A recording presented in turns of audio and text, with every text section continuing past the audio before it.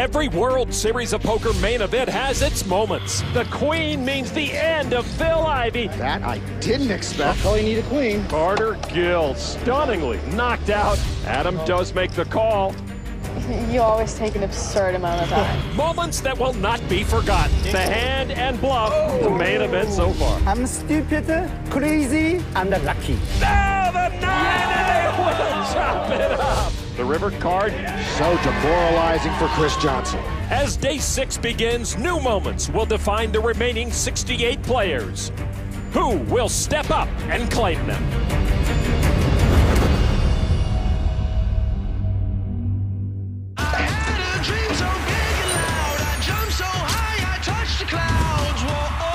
Texas Dolly Brunson, who wrote the book. He's moving in for the kill. And there it is. Helmuth wins the championship.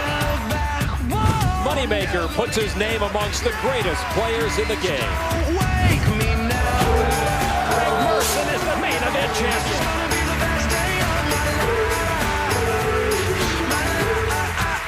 Biggest day of my life. Main event, day 6. The field is dwindling and the stakes are climbing. Hi, everyone. Welcome back to Las Vegas for day 6 of the World Series of Poker main event. Everyone chasing $8.3 million. And you know what? I wore the same clothes from yesterday. I'm telling you right as a thread. If I make it to day 7, I'm wearing the same doggone thing tomorrow. I ain't changing my clothes. Our flight was yesterday, so I guess I didn't figure on being here. But you always think you can get there. Coming in like 18th in chips, so in a good spot, good pole position here. Lon McCarron here with Norman Chad and Kara Scott as the players file in, and so do their rails. Australian Jackie Glazier carries the torch for the female entrants. She's an Aussie with a dream and a very nice sweater, if I may add. Ukrainian-born Yevgeny Timoshenko plays slowly but is moving up the leaderboard quickly. He's a good-looking, very slow-playing kid with a dream. New Yorker George Wong looks like he's ducking the subway fare. He's a law school graduate trying to get a poker PhD at this main event with a dream. The chip leader, Syrian-born Sammy Rustam, over 7 million chips. He's a remodeler and an investor with a dream to take everyone else's chips. 6 Americans and 2 Canadians in the top 10. 68 players remaining, everyone gunning for that 9-handed final table in November. The top 3 stacks, Rustam, McLaughlin, and Mann. Technically amateurs, but they often play like pros. A lot of notables to cover. Former online phenom David Benefield nearing 4 million. Amateur rapper Brett Ritchie in trouble. And of course, hanging around with almost an average stack, the only main event champ still in the field, Carlos Mortensen. Got the orange on today, huh? Yeah. JC. I fought Jack Amy. Jack, nice to meet you. The Rolls. I followed you for a long time on Oh, yeah? You've done well on What kind of info you got on me? Let me know now. I'm sorry? What kind of info do you have on me? Oh, no, I just see your name. You know, you played well for years. Yeah. Pleasure playing with you, brother. Yes, thank you. Here's a look at JC Tran's table. Certainly not an easy one, but all are tough at this point. Tran in good shape. Devoted family man, great poker player, class act. Boring. The Matador Carlos Mortensen running with the Bulls and successfully. Carlos played with 6,351 Bulls here at this main event, and he only has to dodge 67 more. And don't forget Timoshenko. Every day I see him, he seems to look a little younger, and he seems to move a little slower. Action on 30-year-old Dutch-born Joran Valthuis with Queen 10, lives in Hong Kong. Now he raises to 100,000. Timoshenko with aces. Pocket aces might speed up Timoshenko to another gear. This 25-year-old pro with nearly 4.7 million in live earnings and a re-raise to 260,000. Valthuis good friends with Mikhail Brimmelhaus, also still alive in the main event.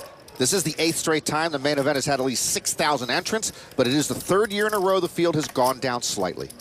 So the re-raise back now to Valthuis with Queen 10. The original raiser gives it up, so no further action for the pocket aces. Bittersweet somewhat for Yevgeny. Wow, that might be the fastest hand I've ever seen Timoshenko play. So what a start to day 6 for Yevgeny Timoshenko. Let's pop in on our secondary feature table. 23-year-old Ryan Reese, the one with the most chips there. Steve G also here with about 1.7 million, a million below the chip average, but he's got a better than average hand right now. Pocket aces. 58-year-old, the only remaining Octo Niner left, a raise to 105,000. Folded to Benjamin Pollock, 30-year-old French pro, lives in London. Jack 10. He has an engineering degree from École Centrale d'Électronique in Paris. I believe they are the Horned Frogs. He does fold on the button. Daryl Ronconi, 49-year-old solid pro. He asked that we be gentle, though, when dissecting his play here at this featured table. And with ace-deuce, he's reaching for chips. You want to take this one? I'll take the fifth so I don't incriminate me or him. A re-raise to 275 from Ronconi.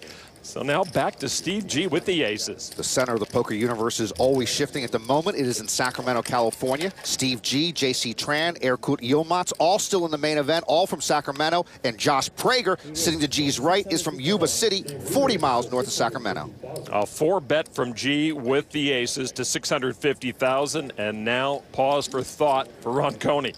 Ronconi, longtime chief operating officer for Genworth Investment Financial Services. Ronconi does lay the weakest ace down. G will rake in some very valuable chips. He continues his most impressive journey here this year. Ronconi deciding not to 5-bet with the weak ace. Steve G likes Sacramento, and he loves pocket aces.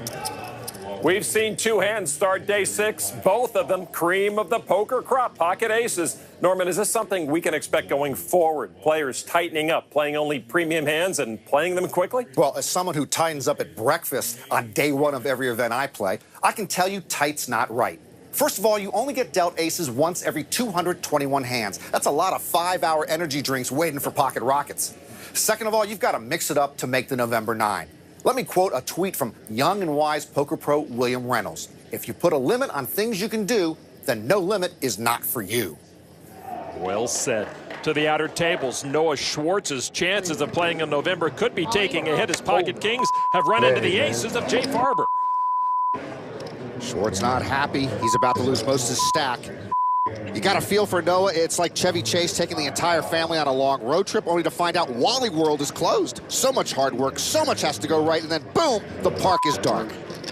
Farber at risk. But he's the one with the aces. Here is the flop. 10 tray 5. The clouds get darker over Schwartz. Schwartz still upset at himself for not getting away from the kings. Turn card another tray, no help to Schwartz. Only a king knocks out Jay Farber. The river card. A jack, and Schwartz just saw 85% of his chips fall victim to a poker redistricting issue. Noah Schwartz and pocket kings not on speaking terms at the moment. The South Florida pro is short stacked. Indeed, Norman. Schwartz with just 530,000 chips. That's just 10 big blinds, while Farber ushers himself onto the top 10 leaderboard. Horrible to run kings into aces, but doing it on day 6 of the main event makes it even more infuriating for Noah Schwartz.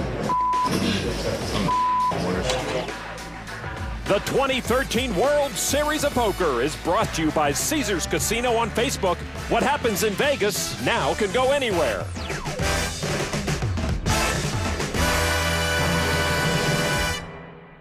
Plus Greg Mercer. Brett Ritchie promised to bust the defending champ on day 5, and he delivered. Ace-King held versus Merson's Ace-Deuce, and the 2012 champ was bounced in 167th place. On day 5, day 6 of the main event, no matter where you stand in the poker food chain in general, you all have a chance and you all want it just as bad. So I think it's a pretty cool event. Brett well below average right now, hoping his interview words will play out and find a way for him to be a bigger force here on day 6. To an outer table, the Dolphin trainer in training, Jonathan Jaffe, raised with pocket 4s pre-flop. Noah Schwartz on the left is all in for only 540,000 with ace-king. Jay Farber called with ace-8. Now back to Jaffe. Careful, careful. Oh. And Farber showed his hand. Jaffe's still to act. I didn't even realize action. I didn't realize you raised. I just heard all in. I didn't hear a raise now. Farber exposed his hand prematurely, unaware Jaffe had a hand Probably too. not even calling if he opens the hand. I'm probably not even calling if he opens the hand. It was an action. Here, sir. We're going to see what the action plays out here. So we have an all-in call. Jaffe moves all in. I don't blame him. Farber folds. Schwartz at risk with ace-king. What do you had? What do you had? We see that you doing is folded. I 100% folded. He opens the hand. Farber upset at himself. 3 times. I know, but you take that, right? Yeah, of course. He doesn't show his hand to fold. This guy's wow, dude. I hope you win. I hope you triple through. I didn't know if it was king, queen. Like, Farber also venting on Jaffe, but really, Farber has only himself to blame. Of course, it's a dead 540. Yeah, it's a dead 540, and I'm not calling you. I know you're in the hand. Like, so ridiculous. It's my fault for not paying attention, but to be fair, I was calling you folds. Yeah, but I knew that I was in anyways. I know, but if you but it cost me $500,000 chips. No, but the thing is, if you just call, if you call and don't expose your hand, he folds. But he never would have exposed his hand if he thought I was in the. I'm not 100% never exposed. Yeah, it's like any which way you're. Either way, you're getting called. Either way, you're like the only way you're flipping your monster favorite without making a second. That's awesome. All right, Schwartz at risk. Doesn't find anything in the flop. Schwartz needs help in a hurry. The king comes through for Schwartz. He's one blank from a triple up. Yeah, now only a 4 sends Noah Schwartz home. The river card is a trade, and ace-king works for Noah Schwartz. So sick. 540. Schwartz is texting that he doubled up plus 540,000 chips because the tattooed guy to his left wasn't paying attention. Jaffe's got to get his game back on track, down almost $1 million so far here on day 6. That was a weird hand. That was amazing. That was one of the most amazing I'm hands. sitting here with like a little 1%er going in my head. That was ace-8, right? Like I wanted to ask these guys. That was ace-8, right? That was ace-8. No one saw ace-8. I would have been like a little more weird. Hey, sir, at this time, I got to give you a 1-round penalty. So, indeed, Jay Farber will incur a penalty for exposing his hand with action still pending. Let's get back to the secondary table. You know, many of last year's Octo-Niners had strong showings at this year's main event, led by Steve G, who thinks he has a leg up on this year's field. I think the biggest help is really a mental edge, because last year, every single day, I was near the bottom of the chip count. Every day I came in with like 20, 25, 30 big blinds, and the experience from last year kind of carry over. So even though things, at times they look really dim and dismal for me, but I kind of thought back to last year and said, hey, I did it last year, it's the same thing. In fact, my path this year has been almost identical, deja vu. G says that younger players think of him as old, conservative, Republican, and the guy always driving in the slow lane, but he says he's actually gotten a lot of speeding tickets, so he's in the fast lane a lot, and he plays a lot differently than they expect. All right, now G with 41 big blinds at the secondary table, queen 10 of spades. G, cash game veteran. He is built for long sessions. A raise to 105,000. G, as you mentioned, from Sacramento, has a home here in Las Vegas now. Folded to the French pro Pollock. He gives it up to Ronconi, ace-jack suited. Just a call. We saw him re-raise with ace-deuce off. Now just a call. Chris Lind on the button, 10-8 of clubs. He was in the investment banking business till Bear Stearns went belly up. He doesn't look like your everyday investment banker to me. Lind makes the call, folded to the big blind. Ryan Reese, the beast, with queen deuce. And he'll sit this one out. 3 players will see the flop. Ace-jack ahead right now. I'll take the red hand, Lon, and I'll give you the black ones. All right, I'll take those odds. Ronconi with the ace-jack. Here's the flop. Trey, king, deuce, 2 diamonds. G misses. The wager not looking good for me. G checks. Ronconi with a flush draw. Ronconi also cashed in the 2008 main event. He also checks. Lind checks as well. Turn card. 7 of clubs, all 3 whiff on the turn. Well, officially, nobody has anything yet, which means Steve G's workday might be underway. That's true. He loves to take advantage of these situations. That's 155,000. He'll give it a shot. A now familiar sight, Steve G fishing without a pole. He does it well. Ronconi with the flush draw, still a big favorite, makes the call. Lind gets out of the way. Heads up now to the river. 4 of spades, both miss. Ace high's best for Ronconi. But Steve G doesn't know that. Yeah, now Steve is fly fishing without a pole. But he's just wading in the water, maybe ankle deep. Putting some of each color together, a total of 410,000 over half the pot. See how Ronconi has the windbreaker zipped up? That's a sign of a big shot trying to lay low. This is a good bet from Steve. He figures Ronconi either missed a diamond draw or he has just a smallish pair, might not want to play. Ronconi folds and G takes it in G fashion. Nice bluff. Once again, Steve G proves he doesn't need much of a hand to win a pot. There goes the Sacramento kid. That's right. There's 3 of us here. No, he just lost it. There's 3 guys from Sacramento. Eric just busted. We can't you it before. Catching up now with the only woman left in the field, Jackie Glazier from Australia. With aces, a great chance to knock out Russian pro Vladimir Geshkinbein with his queens. Geshkinbein, whose name I will be blatantly stealing in the near future, all in for almost $1.5 million. The flop, Jack 8-4 Rainbow. Glazier now a 9-1 favorite. Turn card. A 10. Geshkinbein picks up a straight draw. Hello. And Jackie's thinking, oh no, oh no. It's time for the 9, I guess. The river card. Another 4, and Geshkinbein knocked out by Jackie Glazier.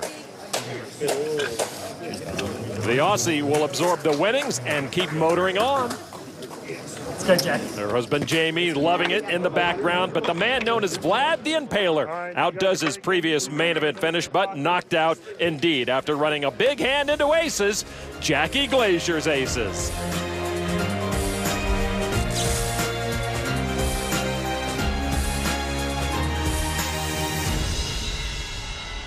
Jackie Glazier just eliminated Vladimir Geshkinbein and is rewarded with a trip to the featured table. The last woman standing now sitting in the middle of the main event action. On Yevgeny Timoshenko under the gun +1, King Queen. Lives in Seattle, still seeking his first World Series bracelet.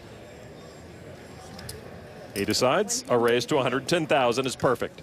By the way, we really have to think about the shot clock seriously in poker. It's too slow too often. Chess, which is extraordinarily strategic, has decisions made in seconds. Women get marriage proposals and are expected to answer on the spot. That's a life-changing decision. Most poker decisions are not. We must act faster. You said checking is contagious. It seems slow play is contagious as well. Carlos finally folds to the button. Keanu Tabali with pocket trays. 32-year-old Las Vegas pro, born in Tacoma. He made a World Series final table last year in pot limit hold'em. He is engaged, so he still has time to get out of it. But a shot clock is running on the fiancé. He makes the call. In the small blind, J.C. Tran with pocket fours, two-time bracelet winner, two-time WPT winner, calls quickly. Jack Amex folds the big blind. 3 pros to the flop. That puts it out of my league. They could all use a dose of Rob Salaburu here. All right, here is the flop. 8 king, trip kings for Timoshenko. J.C. Tran checks. Generally, there's less trapping in the deep stages of the main event. You get a big hand pre-flop or on the flop. You usually play it strong. Timoshenko reaching for chips. Slowly. 180,000. Tabali now. And Tabali thinking his pocket pair might be good here. But he is third best. That's a call. Tran now folds his fours. Heads up Timoshenko with the big hammer. It's a queen. Yevgeny turns kings full. Action on Timoshenko. Checks this time. I just told you they don't slow play now. Of course, Timoshenko does. Tabali checks as well. River card is a tray. Oh, Tabali rivers a smaller boat, and that could cost him. Boy, in a life full of poker cruelty, Lon, that river tray is the cruelest cut of all for Keanu Tabali. You see the chips they have remaining in their stack. 2 healthy competitors. And right now it's time for Timoshenko to bet size. Let's sit back and watch. 420,000. What an opportunity for Yevgeny. A little more than half the pot he bets. Yevgeny loves to see this. Tabali with the raise to over $1.1 million. That check on the turn paying enormous dividends for Timoshenko now. How often do you bet on the river with the stone cold nuts and get raised? 2.75. And of course, a re-raise from Timoshenko. Now, can Tabali get away from his full house?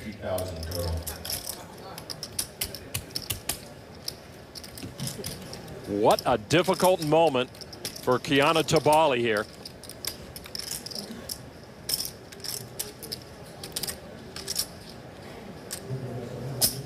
You call? He calls. And the nasty randomness of the deck bites Keanu Tabali deeply. Tymoshenko exhales and Tabali swallows his full house. It's like I always say, Lon, when a Yevgeny goes up against a Keanu, it's very tough for the Keanu to win. Thanks. Tymoshenko, the chip leader now. Tabali cut down to $2.5 million. Bad break or bad play?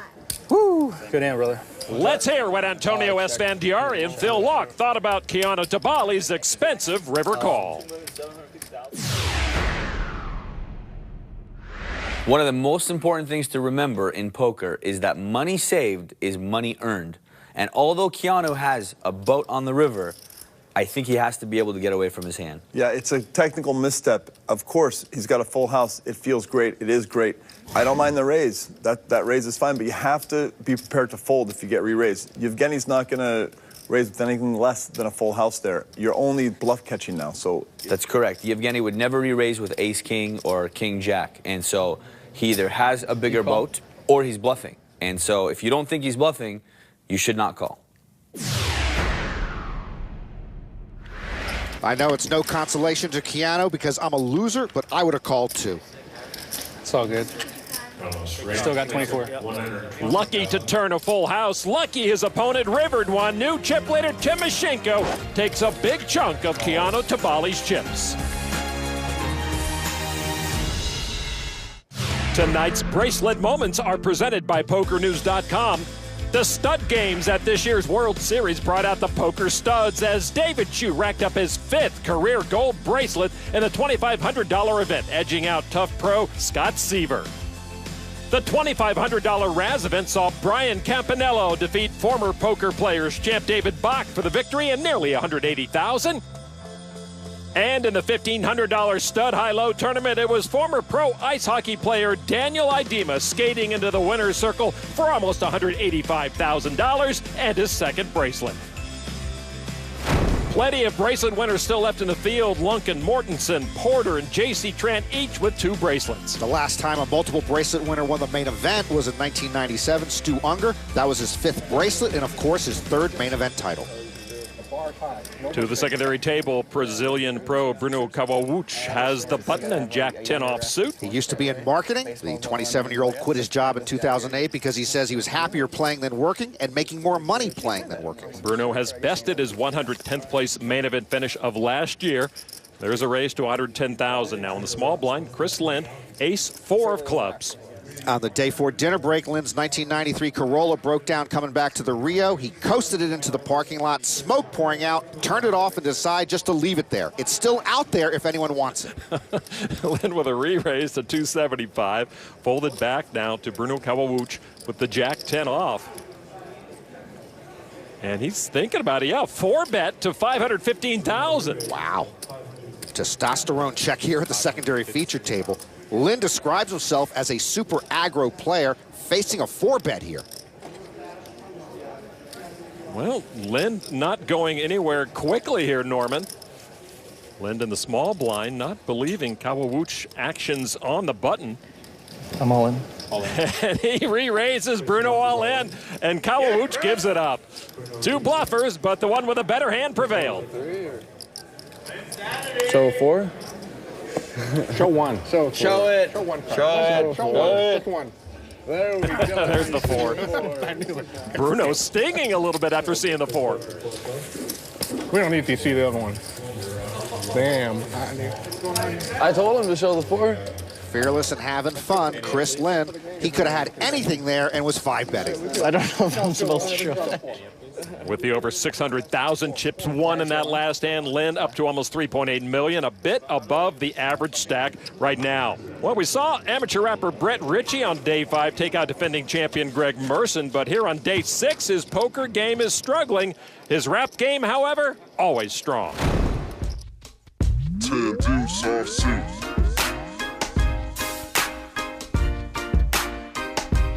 Main event, Richie, man, you can take a picture. In the next show I do, I'm gonna charge at least 50 grand. 10 deuce, offsuit, under the gun, I raise. Who are you? You look confused. You wonder how I do it. You bet I raise. You calling, you look stupid, man. I really put you through with looking foolish on TV. Can put me on a hand, call it ingenuity. or call me Doyle Brunson, man. I call you Herman Munster. Ain't the next pot we play, that's the end of discussion, man. You can change the subject, yeah, you can press your luck, kid. Got a flight to catch, hope you brought your luggage, man. I'm Chris Money Making, man. 10 years in the game. You can talk about me, knock you out, and I still shake your hand, man. I got you nervous. You looking kinda worried cause I busted Greg Mercer. No mercy on opponents is the rule. Brett Ritchie in the building, 10 deuce off suit. 10 deuce off suit.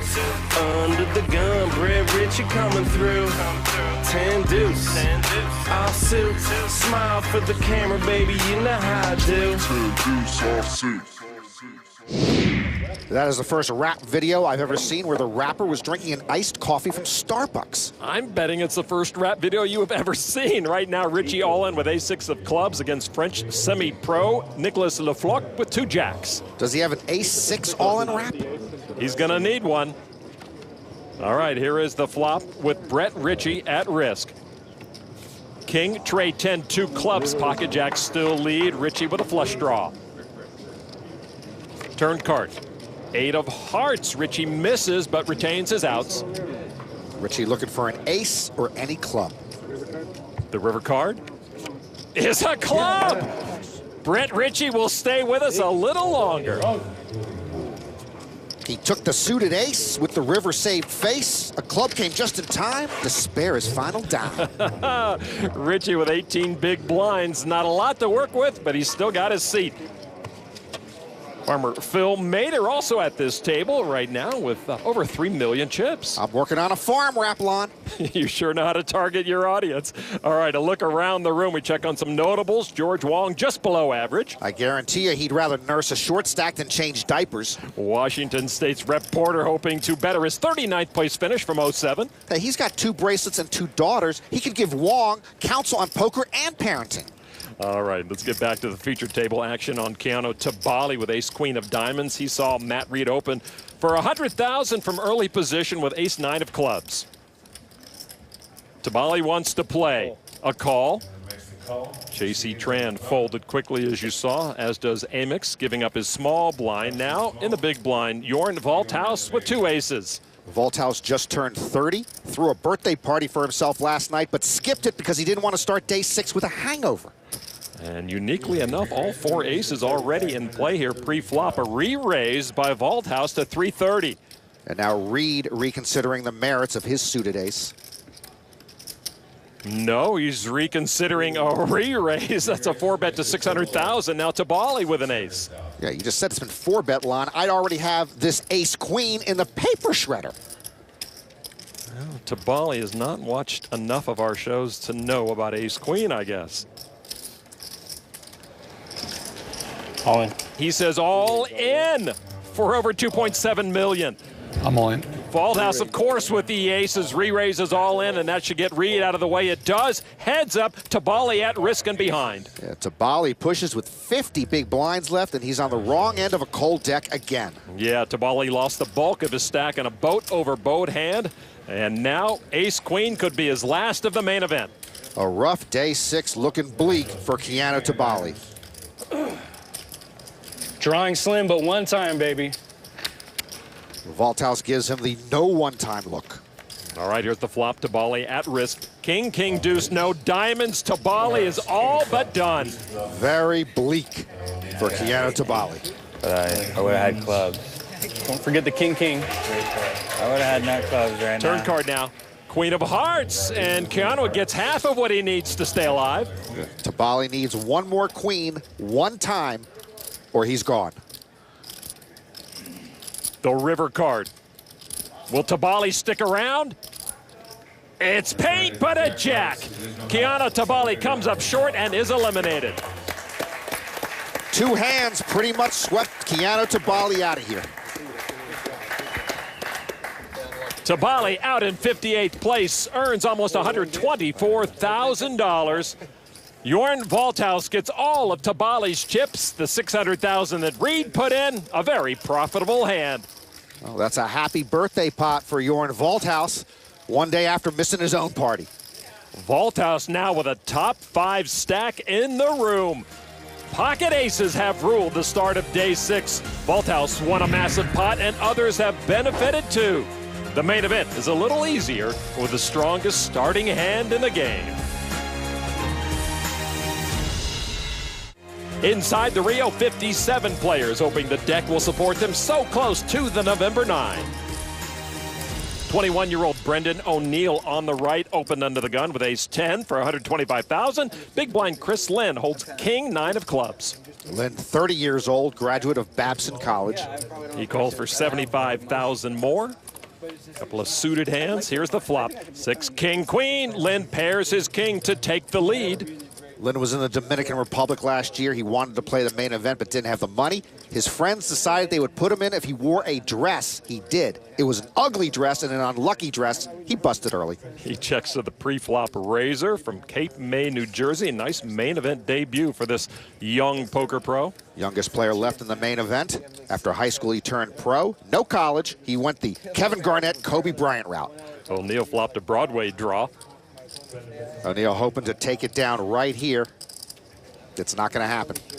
Yep, Lynn with the pair of kings. Just a call. Turn card now, almost 600,000 in the pot is a 9. Lynn turns kings up. O'Neill with the flush draw now. Lynn checked the flop, but now looks like he wants to lead out. 225,000. O'Neill getting short and in a tough spot here. Flush and straight draws for Brendan O'Neill.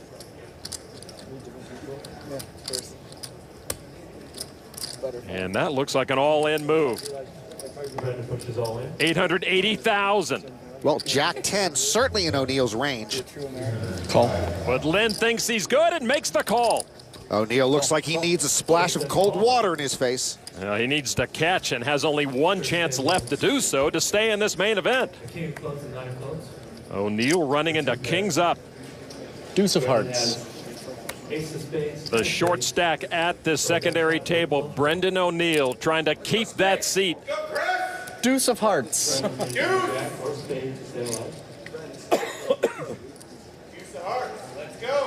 The river card.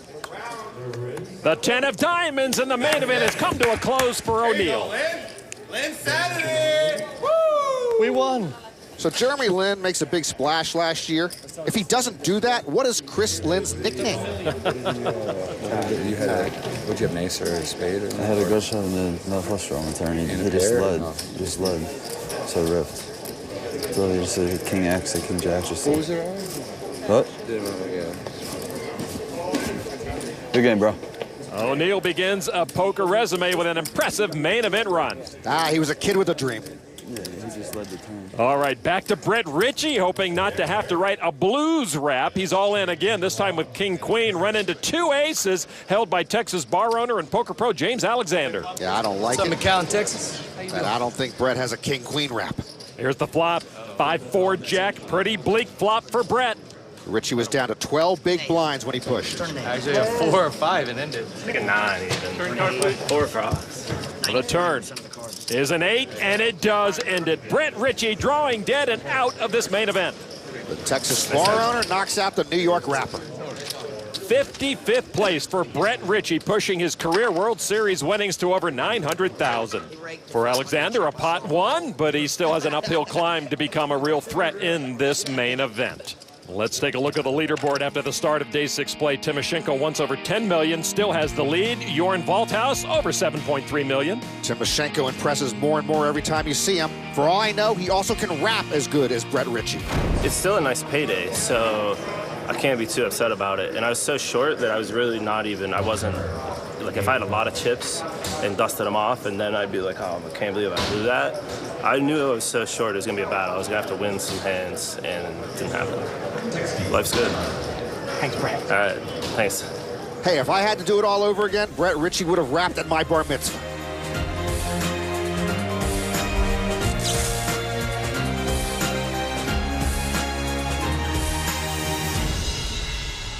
There are few guarantees in poker, especially at the main event.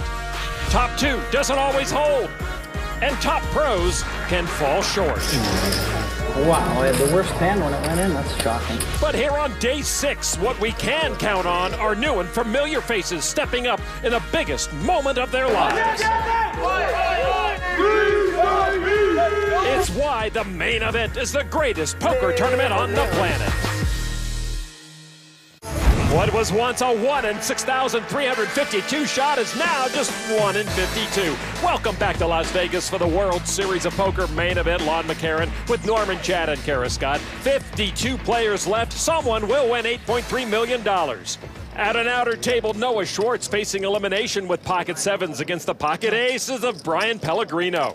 Schwartz down to 16 big blinds. You may recall he ran kings into Jay Farber's aces, and once again, McLovin is McHaden it. The flop, 8-5-10 rainbow. Pellegrino still good. Schwartz comes up way short. The New Hampshire pro in great shape to knock out Schwartz. Queen on the turn, no extra sweat for Brian Pellegrino. Schwartz on the precipice of elimination. Schwartz has to have a 7. The river card, another 5. Pellegrino's aces hold up. Noah Schwartz's main event journey is complete. 14th World Series cash for the South Florida pro, his second main event cash. A 6-figure payday for Schwartz. At the secondary table, 2012 Octo Niner Steve G continuing to impress. You know how sometimes you stay in the movie theater and watch the film a second time? I don't think this guy ever left his seat from last year. Frenchman Sylvain Loosely accumulating a lot of chips. He's got a business degree, but when you wear a hoodie, poker might be your best business. And if Slow and Steady wins the main event race, no surprise that Yevgeny Timoshenko's the chip leader. He lulls you to sleep, and as soon as you close your eyes, he takes your chips. So Timoshenko and Loosely both over 9 million. 2 Frenchmen in the top 5. The oldest fella in that top 10, 46-year-old remodeling impresario Sammy Rustam. Last woman standing, Jackie Glazier drawing some attention at the feature table. She's also the last Australian standing in the field. 2001 main event champ Carlos Mortensen looking to make history. Trying to become the first repeat champion ever in Liberace White. And J.C. Tran, one of the nicest guys left in the field and certainly one of the most talented. I thought nice guys finished last. Didn't this guy get the memo? 8 players at this table, no one shorter than Byron Coverman, no one more stacked than Yevgeny Timoshenko. We criticize Timoshenko for his measured play, but by any other measure, he is the cream of the crop. Jorn Voltaus has the second biggest stack of the table, but his position is not ideal. You don't usually want big stacks to your left, and Voltaus has the chip leader to his left. 5 eliminations to go before the players get a pay bump. We take you to the featured table chock full of poker prowess. Pretty incredible table. And then Carlos, J.C. Tran, last woman standing. Blinds right now at 30 and 60,000, a 10,000 chip ante, 170,000 in a pot before a card is dealt. Carlos Mortensen, King 7 of hearts. 41 years old, won the main event when he was 29. A raise to 135,000. JC with ace 4 of clubs. JC, 36 years old, won his first bracelet when he was 31. Both he and Carlos with 2 World Series bracelets. And that's a call. Folded around to Voltaus in the small. He gives it up in the big. Timoshenko, 10 tray. He wants to show his poker prowess against these other 2 top players, but can't play with those rags. Well, I have seen both these great pros play without sunglasses, and well, I wish they would return to their wide-eyed youth. Heads up, here's the flop. Jack 4, Jack. Mortensen with a flush draw. JC paired his 4 with the jacks on board. I doubt you'll see these 2 play a lot of big pots against each other unless they have monsters. Too much respect for the other guy. Even though the board is paired, Mortensen with a bet of 130,000. JC not going anywhere. That's a call. Pretty even matchup here. Turn card 8 of clubs, no flush for Carlos, but now JC has a flush draw too. It's a friendlier game when you're not hiding behind shades, hoodies, and headphones. That's all I'm saying. Now Mortensen with a small wager, 160,000. Maybe Carlos can't see that turn card behind his shades. It didn't help him, and actually it helped his opponent. Yeah, maybe a bit of a defensive bet by Mortensen. JC's going to come along. So over 1 million chips in the pot. 2 top pros jousting here on the river. River card 10 of hearts, and Carlos Rivers the flush. I know he can see that card. Mortensen bet the flop and the turn, but checks the river. He checks? Carlos's betting pattern here reminds me of One Flew Over the Cuckoo's Nest. J.C. Tran with a pair of 4s and the jacks on board. Well, JC missed his flush, but as you mentioned, he's got 2 pair. Chips in hand, 390,000. Is it raise-in time for Mortensen? Nope, just a call. Yeah, no raise on the river. Unlikely Tran has a hand he can call with. And if JC's got quads, a full house, or an ace-high flush, Carlos is in trouble. So Carlos takes some off the bigger stack of JC Tran. Tran still sitting pretty healthy right now with 54 big blinds. I might show that hand as an instructional video at the Norman Chad School of Poker, but I'm going to need Carlos Mortensen to explain it. Mortensen with 52 big blinds. 2 players separating themselves from the others at the secondary table. Chris Lind and Ryan Reese, 2 pros who now make Las Vegas their home. 1 player making noise both with his chips and with his rail is Ryan Reese, the Beast, a graduate of Michigan State University. Reese travels the World Series circuit and has landed here in the middle of the main event hunt. He worked as a cashier at Kmart, then he worked as a parking booth attendant at Michigan State, then he worked as a poker dealer. He is a service industry veteran at age 23. Jack 8 of clubs for Reese. That's a raise to 120,000.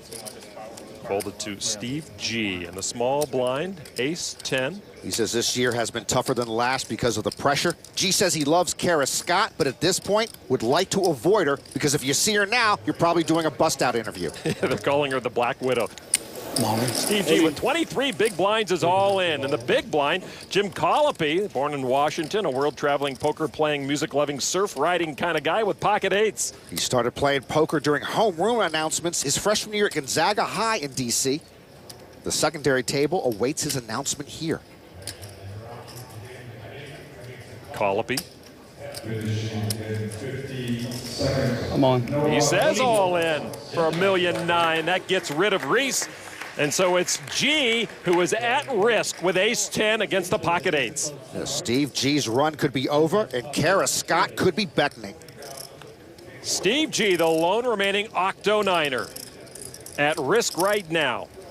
All right, dude, I'm gonna need a little bit of help. Yeah, Steve G has to get lucky to stick around. Here's the flop. 6 tray. Colopy's pocket pair keeps G at bay. G trying to get to back-to-back main event final tables for the first time since Dan Harrington did it in 2003 and 4. Turn card now is an ace! And G in line for the double up now.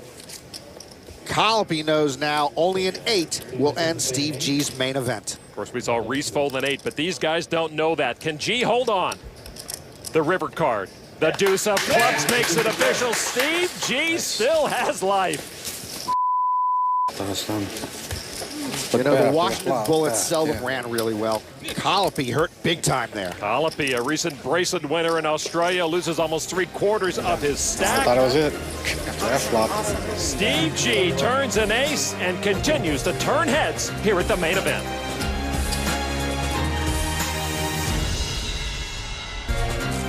Welcome back to the main event.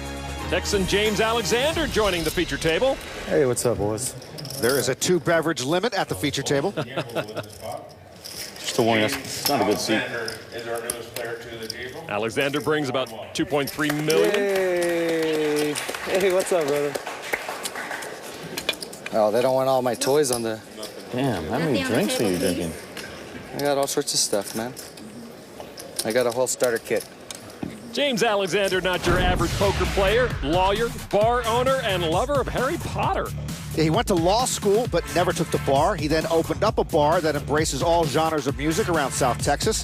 James says he loves music, though he can't sing, and he can't play an instrument. They say the pizza at his place is pretty good. Last guy had 5 million in that seat.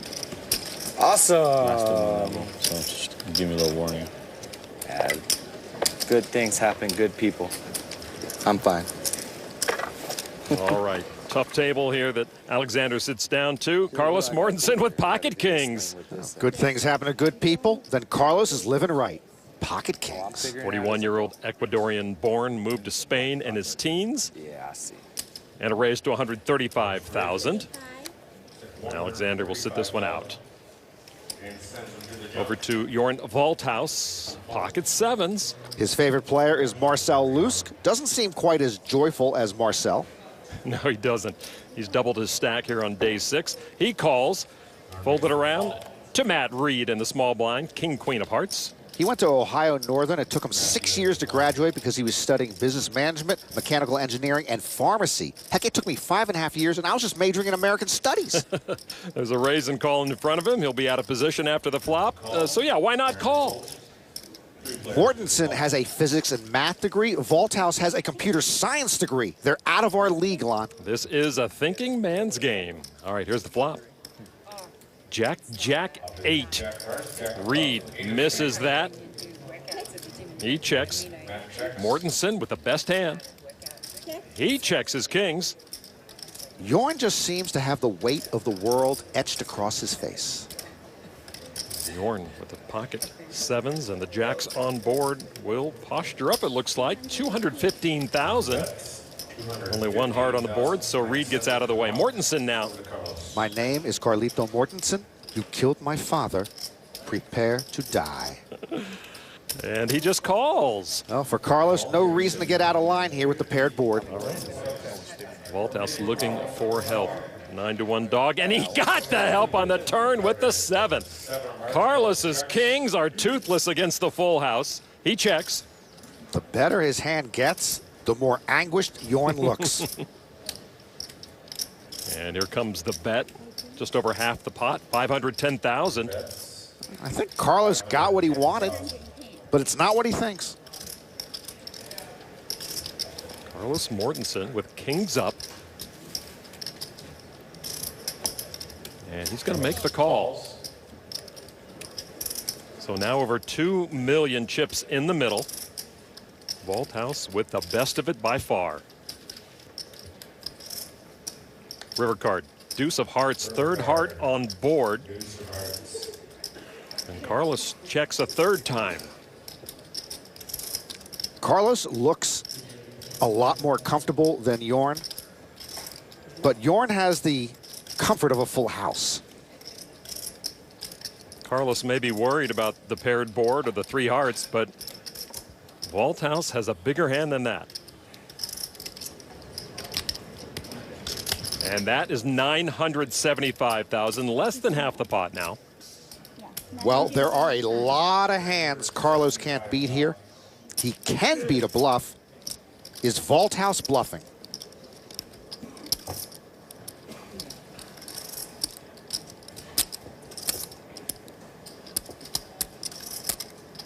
Carlos Mortensen with plenty to think about here.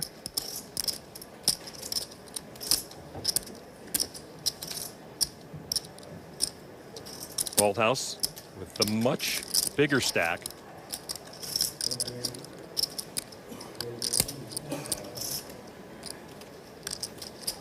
Carlos rooms with Yevgeny Timoshenko during the offseason.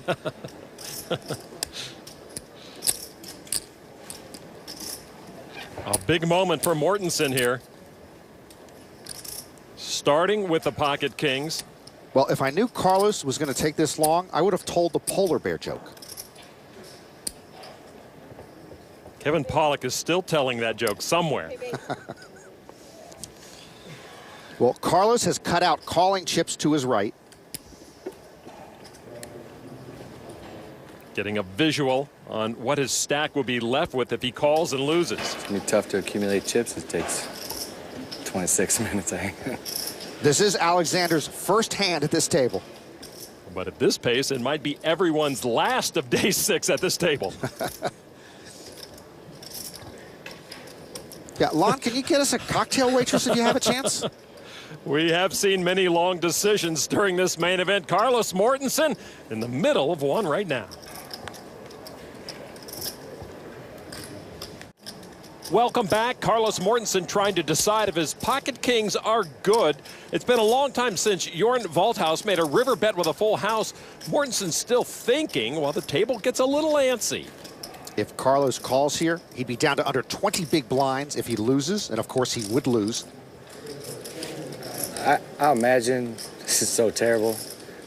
Nobody wants to be the guy at the main event on this table calling time, but it's been 12 minutes. I mean, at some point, we got to play another hand. I'm not calling time, but I mean, come on, guys. Timoshenko thinking, heck, it takes me 12 minutes to boil a 3-minute egg. Oh yeah, it's a terrible spot, but You probably call super fast with my hand. I'm sorry you're in that situation, sir. Well, I love the Matador, but this is just not appropriate. It hasn't been 12 minutes, but this has to stop. Alexander, the Texas bar owner, knows how to usher problem customers to the parking lot, knows how to politely get his point across here at the poker table. Right, we're all gonna make it into day 7.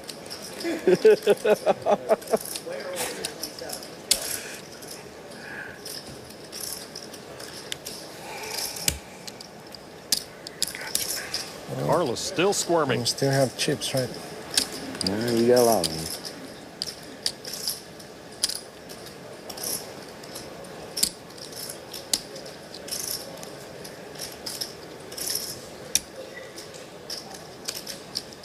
With Carlos taking this long, a vault house knows 2 things. 1, he's not getting raised. 2, the pot eventually will be his.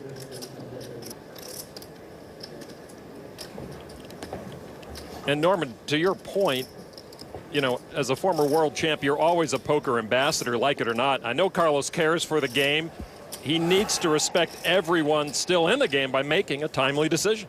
Hey, even the 100 Years' War moved along faster than this.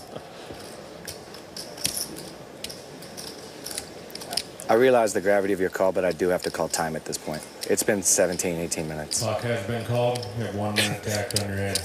Each minute for you is like 5 minutes? You say like 12 minutes 1 minute ago, and now it's 18?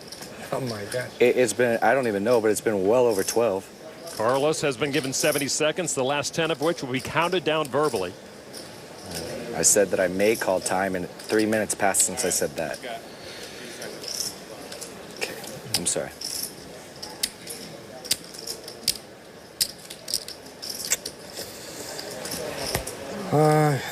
I hope I make not a bad decision here.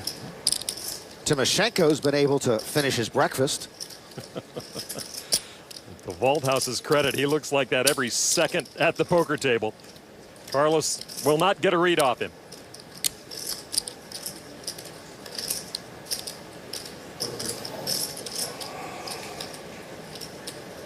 That's a sticky pair of kings.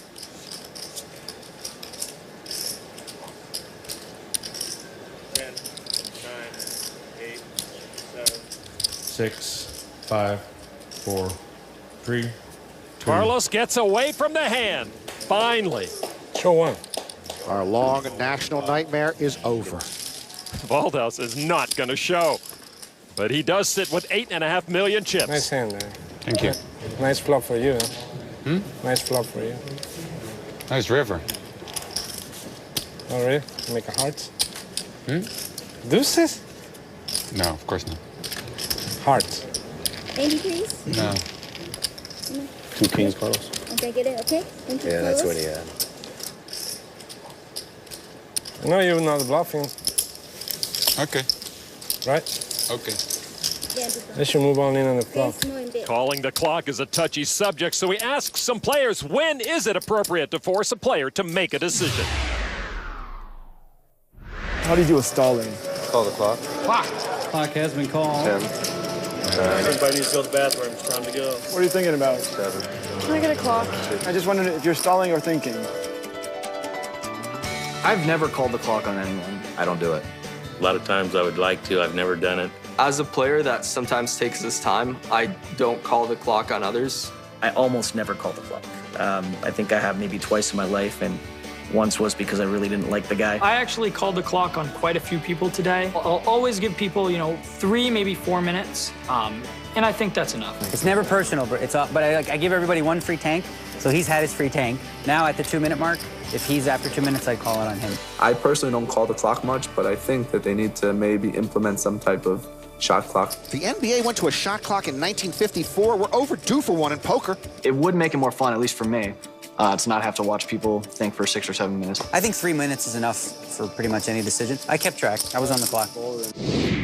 We need a shot clock, folks.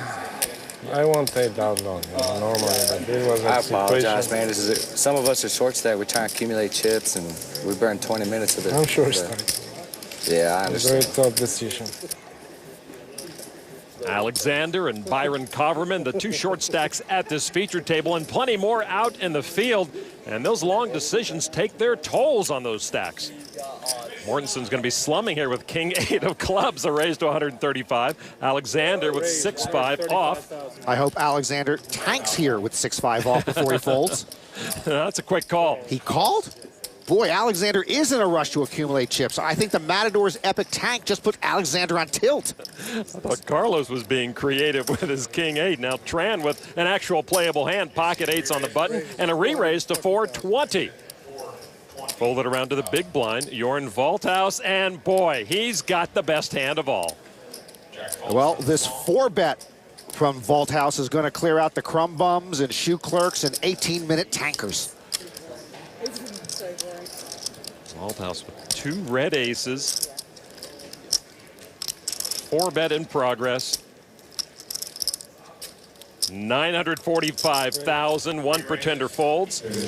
What are we doing in this hand? Indeed, Alexander folds as well. So now the action back to J.C. Tran on the button with pocket 8s. JC can 5-bet, call, or fold. Tick-tock. JC with a very tough decision now. I wonder what Phil Hellmuth would do in this situation. J.C. Tran, you're a great player. We all know you're a great player. 525,000 more with 2 8s. Fold. It's a live player's flaw, as Sean Deeb told me on the phone the other day, to call in that spot just to try to flop a set. I'm going to give you credit. If it comes 9-7 deuce, you're going to somehow not lose another chip. Therefore, the only reason you're calling 525,000 more is to try to flop a set. Fold. Keep yourself with 3.5 million, JC.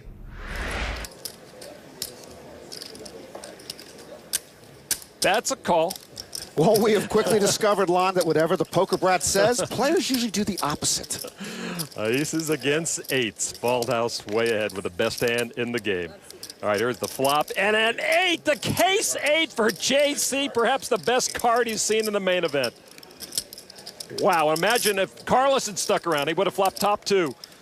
I'm not results-oriented, Lon, because my results are bad, but results notwithstanding, I believe Hellmuth was correct. Volthaus, 655 with his pocket aces. 655. Tran now in the driver's seat. And Tran is a guy who knows how to drive the poker van. The weight of the world over here, Lon. The weight of the world. Oh, no worry about that. JC is going to raise it up. He makes it 1,450,000. Volthaus isn't going to put Tran on, say, pocket kings, because Tran likely would have re-raised him pre-flop with pocket kings. Volthaus might think he's still best here. You know, maybe put JC on a draw. Volthaus putting together some of the purple chips worth 100,000 each, and that's a re-raise to 2,255,000. All in. Tran's all in. Volthaus calls, and what a moment for J.C. Tran. Volthaus didn't think about it that long. Tran at risk, but in great shape. And now the weight of losing with pocket aces etched across Volthaus's face. J.C. Tran is the one at risk, but a heavy favorite to double up. Turn card, tray of clubs, no help to Volthaus. Only an ace knocks out J.C. Tran. The river card. The queen of diamonds seals the deal. The double bracelet winner boosting is stacked to 8.2 million thanks to a very kind flop. Volthaus still with a better than average chip stack. J.C. Tran jumping up the leaderboard. Well, if Phil Hellmuth were J.C. Tran's first base coach, he would have cost him an 8.2 million chip pot there. Wow, you would have bust me too.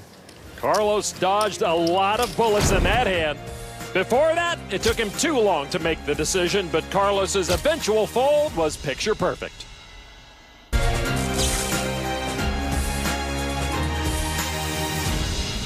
61 bracelets given out at this year's World Series in Las Vegas so far. The last and most prestigious, of course, the main event bracelet. 48 players left. The new world champ will win over $8.3 million.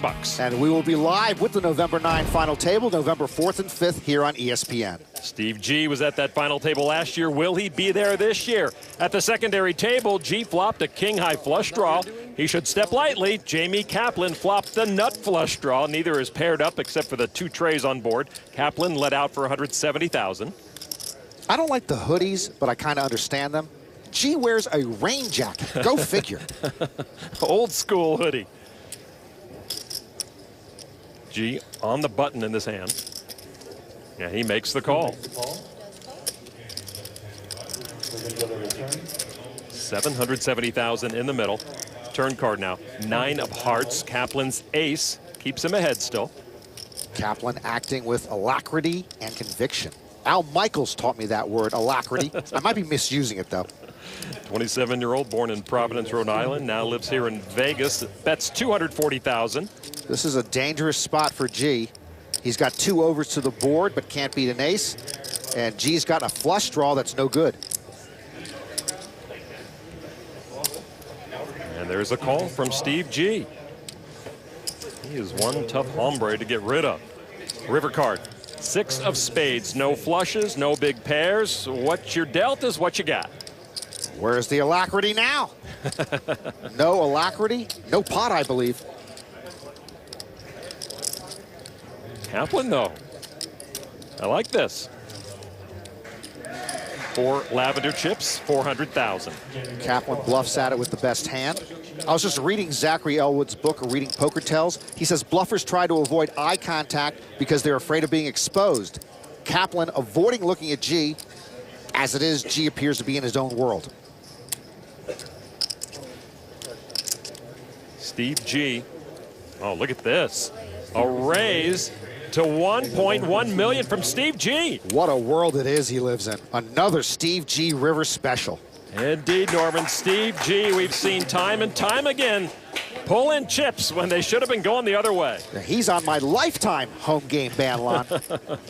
G over $4.1 million. Not much Kaplan could do there after Steve G raised him on the river. I believe Jamie just took a swig of smart water. Oh, the irony.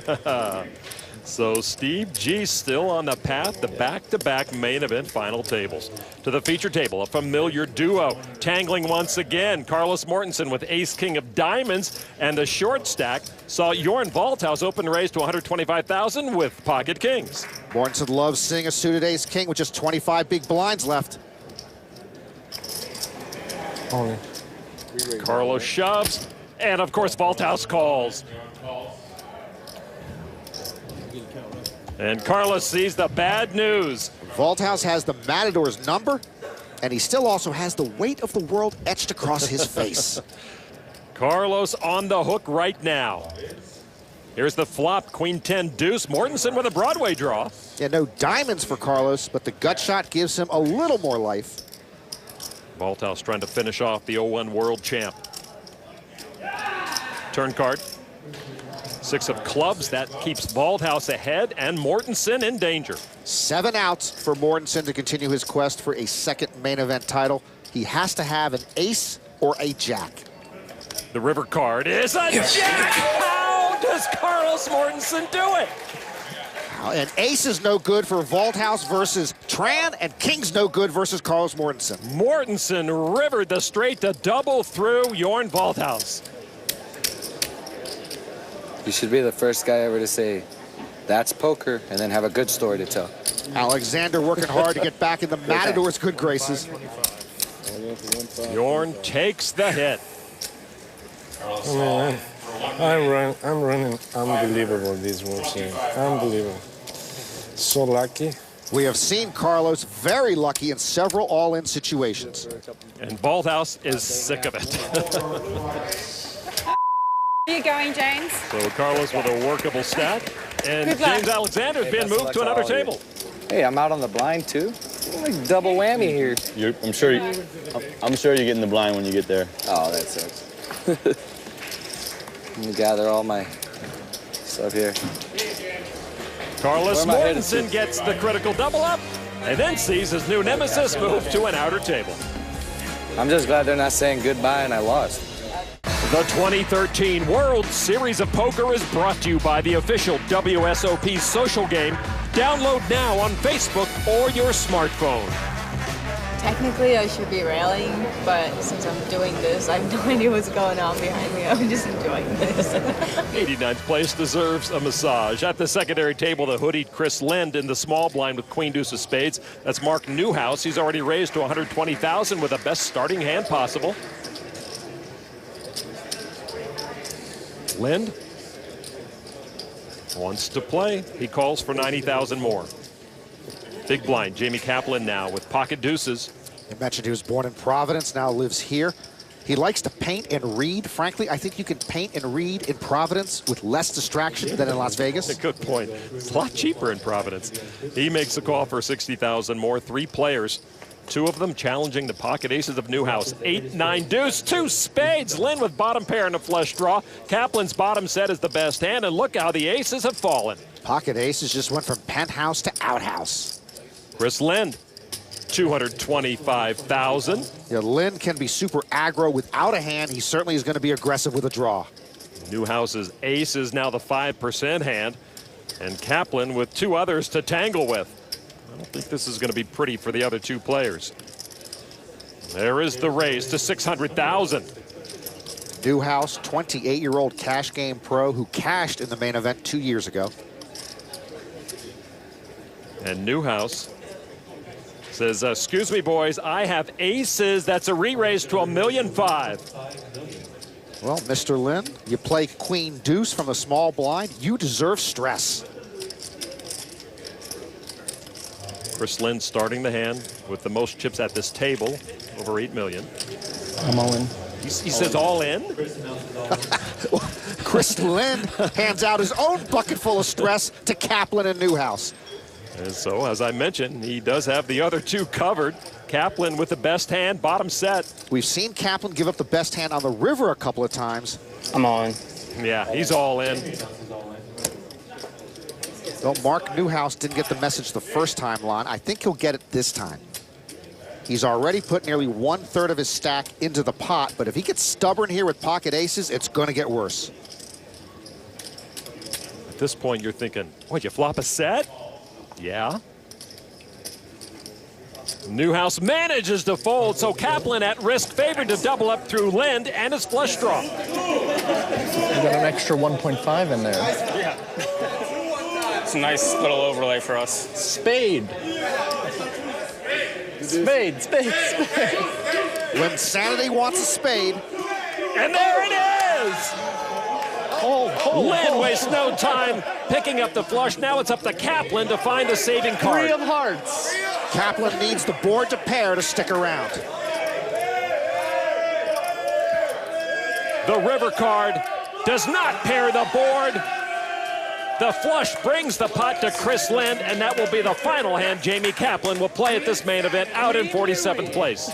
Good online player showed he's a threat on the felt too. Steve G outlasts another player on the road to the November 9. An era of playing queen deuce from the small blind is born.